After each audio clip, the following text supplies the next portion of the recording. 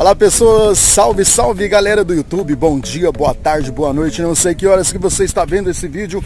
Hoje eu estou no litoral sul da Paraíba, Brasil.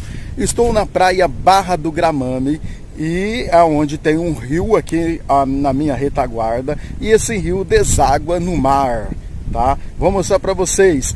Acompanhe comigo o nosso passeio. Hoje nós vamos visitar 4 praias muito belas, muito bonitas, que é bastante famosa aqui na Paraíba. Então vou mostrar para vocês um pouquinho desse rio Gramame, desaguando, o rio deságua, né, no mar, ok? Se você não é inscrito, inscreva no canal, curte o vídeo, compartilhe, deixe seus comentários aqui. Abraço, salve, salve, tudo de bom!